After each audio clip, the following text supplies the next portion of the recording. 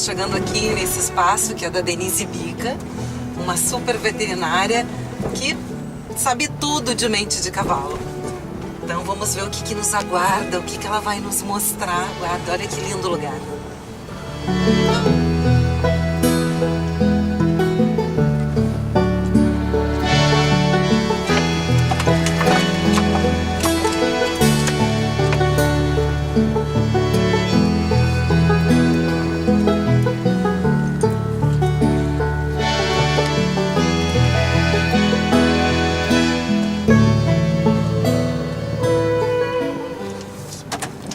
Chegamos aqui no Centro Equestre Galope, esse espaço que é charada TV a Galope, um pouco mais antigo que nós, mas nesse espaço lindo aqui, um ambiente super natural.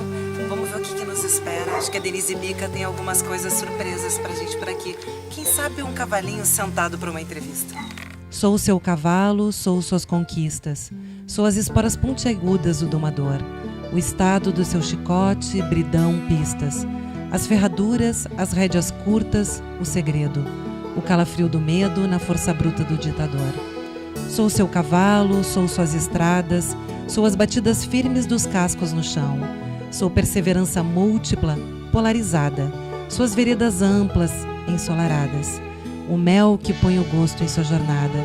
As metas perfeitas definidas no coração.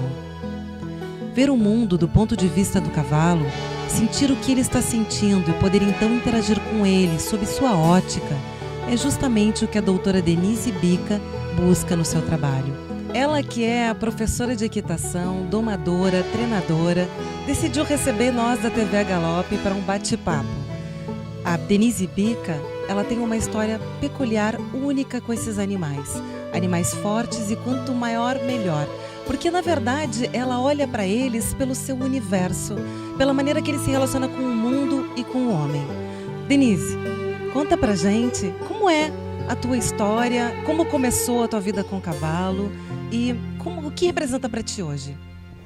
Olha, para mim, eu não lembro da minha história sem cavalo. Assim, eu sei que com 4 anos aí eu vi o primeiro cavalo, né? Me lembro como se fosse hoje, me lembro do cheiro do primeiro cavalo e foi um evento assim que determinou todos os caminhos que eu segui, né? Tudo que aconteceu depois desse primeiro olhar, desse primeiro contato, eu sabia tudo que eu queria já, né? Essa coisa de o que vai ser no vestibular e coisa, dúvidas, nunca fizeram parte da minha existência, porque eu já tinha essa certeza.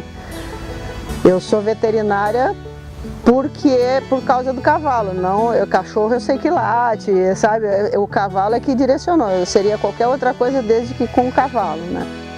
Ela, que é tão simples e acessível, nem sei bem se vai aceitar o título de doutora. Talvez encantadora seria a melhor definição. Quando iniciamos uma conversa, falava ela de reforço positivo e reforço negativo. A segunda opção me dava calafrios, mas ela dizia naturalmente que iria demonstrar. E seguia generosamente nos ensinamentos os segredos de como lidar e entender o grande animal. Não se trata apenas de saber montar ou domar o bicho. O comprometimento, a responsabilidade e o dom específico para essa atividade são pontos fundamentais, além da necessidade de se promover uma relação de interatividade, de confiança e grande amizade entre homem e cavalo. Em 74 que eu comecei na equitação, né, numa escolinha lá no Cantegril Clube. E aí depois eu fiquei até a faculdade, em 83, quando eu entrei na faculdade, me formei, já trabalhando com cavalo, treinando o cavalo de salto, e depois eu fiz uma clínica e cirurgia de cavalo de esporte, e depois eu fui para o caminho do comportamento. Essa relação amigável depende muito do temperamento de cada animal, da dedicação, dos cuidados básicos e empenho no trato com eles. Essa postura resulta em harmonia entre domador e cavalo. Com movimentos tão leves, Denise faz um tordilho negro de meia tonelada dar meia volta com um sinal. Com outro leve toque, dá o comando de galopar. e decide quando instantaneamente ele deve parar. Então, é um conjunto de técnicas. Surgiu para mim, né, com o livro do Monty Roberts, O Homem que Ouve Cavalo. Então eu li aquele livro, eu já treinava cavalo de salto, já tinha uma escola de equitação. Quando eu li o livro, em 2 dias, eu fiquei, não é possível, né? Essa coisa do cavalo dobrar a orelha pro teu lado, baixar a cabeça e lamber. E aí eu fui com o livro numa mão, com um cavalo chucro da outra e fui fazendo e fiquei meio embasbacada com as coisas como elas estavam acontecendo. E aí eu fui atrás de mais informação, não tinha Google na época, não tinha YouTube, era uma coisa a gente tinha pouco acesso. Hoje a coisa está bem mais fácil Aprendemos com a Denise trabalhar. que nunca devemos olhar os cavalos de forma geral. Eles não são todos iguais. Olhar para cada um como único, cada qual com sua história, com suas memórias doloridas, causadas por pessoas que, para fazer qualquer das intervenções do manejo, usaram e abusaram. Tem cavalo que não sai do movimento que eu estou fazendo, ele vem para cima. Se ele sair, der um passo para trás, a minha varinha não alcança ele. Ele já sabe, por exemplo, eu vou ficar com a varinha aqui, ele vai fazer isso. Tem cavalo que, por incrível que pareça, ele fica assim e vem para cima. E tudo que eu fiz com eles foi de acordo com os princípios do comportamento, com o que funciona em termos de aprendizado. Principalmente assim, se tem algum diferencial em alguma coisa que eu faço, porque eu acho que eu sou a maior prova de que qualquer um pode mexer com cavalo, né? Porque assim, eu tô um pouquinho acima do peso, não sou nenhum exemplo de coragem, nem de agilidade, nem de nada. Mas se eu recebo cavalos para trabalhar e consigo manter, porque a gente não consegue enganar todos por tanto tempo, né? Se eu consigo isso, a efetividade do meu trabalho está muito mais embasada na qualidade da leitura que eu tenho de um cavalo, no quanto que eu domino essa linguagem e a habilidade que eu tenho de me conectar com o cavalo. Depois disso, eu só ouço aquela coisa, mas como é que ela consegue? Mas, poxa, parece bruxaria, mas não é. É como eu ficar pensando assim, como é que o Nadal, tá certo que eu me comparar com o Nadal agora é meio demais, né? Mas é bem isso. É o quanto que tu treinou e o quanto que tu te especializou nessa linguagem. Para Denise, não é preciso ensinar o cavalo. Tem que permitir que ele aprenda o que você quer dele. Comunique-se com ele na linguagem dele e no tempo de cada um. Lembra do tal reforço negativo citado no início da matéria? Pois é, na verdade é a ausência ou retirada da pressão sobre o que queremos que o animal faça, que fornece um alívio, é uma comunicação inaudível que é tão bem recebida e entendida pelo imponente bicho. As nossas prioridades não são as mesmas prioridades do cavalo. E isso é muito difícil para o ser humano entender. Nenhum cavalo começa empinando. O cavalo começa não deixando botar embocadura. Enquanto o cara tiver uma escada bem grande, ele vai dar um jeito de botar embocadura para montar. Ele não vai pensar que aquilo ali vai ser um problema naquele momento. Vai me chamar ou vai passar a ser um problema quando o cavalo cair em cima dele. Quando um cavalo ganha uma competição, todo mundo quer ser o pai da criança.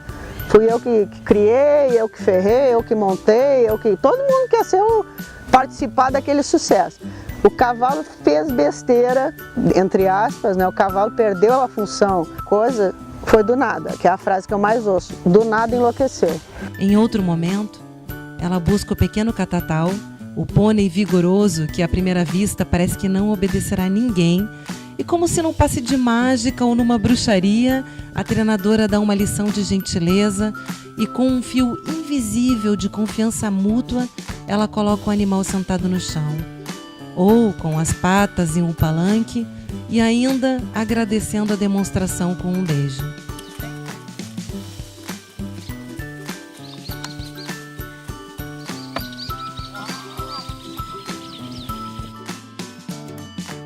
As noções de respeito e educação necessárias para um ginete, cavaleiro, domador ou treinador acabam refletindo na vida desses profissionais.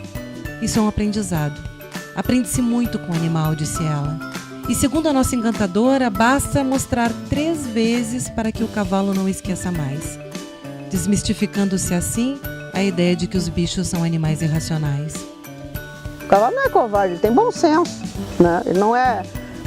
E assim, pô, como é que o cavalo não quer passar esse riachinho? Não quer porque ele não sabe se tem 2 metros. Porque ele enxerga diferente, a profundidade é diferente da que o homem... O homem sabe que aquilo ali, o cavalo não sabe.